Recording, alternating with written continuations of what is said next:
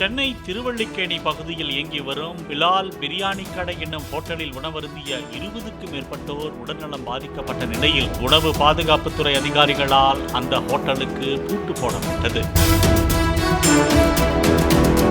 இதேபோல் அண்ணா சாலையில் செயல்படும் மவுண்ட் ரோட் பிலால் ஹோட்டலில் மட்டன் பிரியாணி, மட்டன் பாயா சாப்பிட்ட நிலையில் உடல்நலம் பாதிக்கப்பட்டதாக கல்லூரி மாணவிகள் 2 ராயப்பேட்டை மருத்துவமனையில் அனுமதிக்கப்பட்டனர்.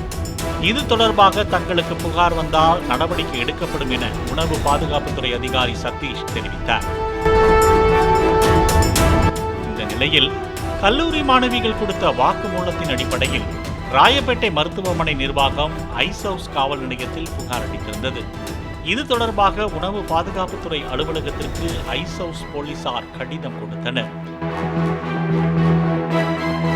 அடுத்த சில மணி நேரத்தில் உணவு பாதுகாப்புத்துறையினர் மவுண்ட் ரோட் பிலால் ஹோட்டலுக்கு விரைந்தனர்.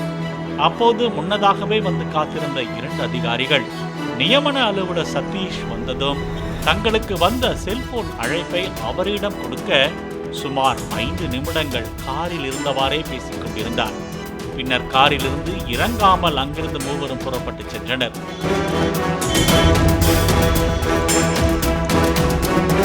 சோதனைக்கு வந்த அதிகாரிகள் ஏன் திரும்பிச் சென்றனர், போன் காலில் அழைத்து பேசியது யார் என சந்தேகம் எழுந்த நிலையில் அதிகாரி சதீஷுக்கு திடீரென படபடப்பு ஏற்பட்டதால் மருத்துவமனைக்கு பரிசோதனைக்கு சென்றது தெரிய வந்தது. ஓமந்தூரார் அரசு மருத்துவமனையில் அவருக்கு இசிஜி பரிசோதனை மேற்கொள்ளப்பட்டு வீடு திரும்பியதாகவும் தெரிய வந்துள்ளது. பாலிமர் செய்திகளுக்காக செய்தியாளர்கள் வினோத்குமார் மற்றும் சரவணகுமார்.